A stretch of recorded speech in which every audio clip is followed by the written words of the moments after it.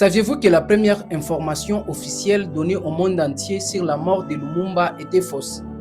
Laissez-moi quelques minutes vous expliquer. Pour comprendre cette histoire, il faut revenir au début des années 1961. Après son arrestation, Patrice Emery Lumumba est transféré au Katanga avec deux de ses compagnons, Maurice Mpolo et Joseph Okito. Le 10 février 1961, les autorités katangaises annoncent que les 3 prisonniers se sont évadés. Quelques jours plus tard, le ministre de l'Intérieur du Katanga, Godefroid Munongo, annonce leur mort. Selon la première version officielle communiquée à l'époque, Lumumba, Mpolo et Okito auraient été tués par des villageois katangais après leur prétendue évasion. Cette version est alors diffusée dans la presse et devient pendant un certain temps l'explication officielle de leur disparition. Mais derrière cette histoire, beaucoup de choses restent cachées. À cette époque, les moyens d'information restent fortement contrôlés. Les autorités maîtrisaient une grande partie des informations qui circulaient, tandis que les proches et les partisans de Lumumba ne disposaient pas librement des mêmes moyens pour faire entendre leur version. Il devient donc très difficile pour la population de savoir ce qui s'est réellement passé. Pourtant, des journalistes, des enquêteurs et des chercheurs commencent progressivement à remettre cette version en question. Et pendant des années, la question reste ouverte. Qu'est-il réellement arrivé à Patrice Emery Lumumba et à ses deux compagnons? Puis arrive 1999. Cette année-là, un chercheur belge, Lido de Witt,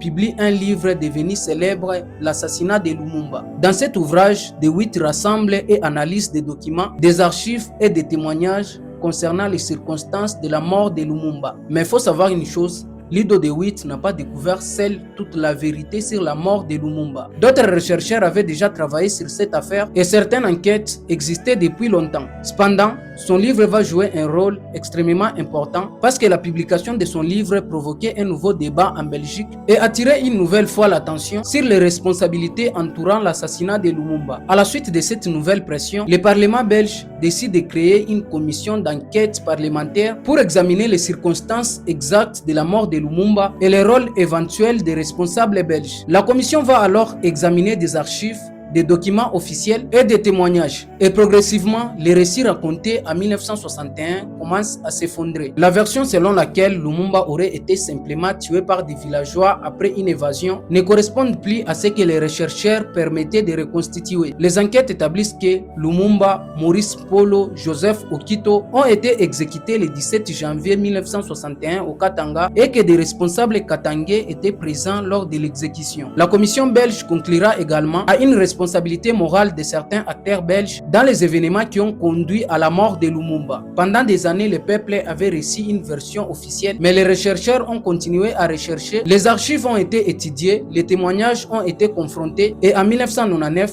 le livre de Lido de Witt a contribué à faire renaître cette affaire en Belgique jusqu'à la mise en place d'une enquête parlementaire officielle. Donc la première version de la mort de Lumumba était fausse et ce n'est pas un seul homme qui a découvert toute la vérité, c'est le travail de plusieurs chercheurs, enquêteurs et témoins qui a permis à reconstruire progressivement l'histoire. Mais le livre de Lido de Witt, publié en 1999, a joué un rôle majeur pour que la Belgique réouvre officiellement ses dossiers. Chocho.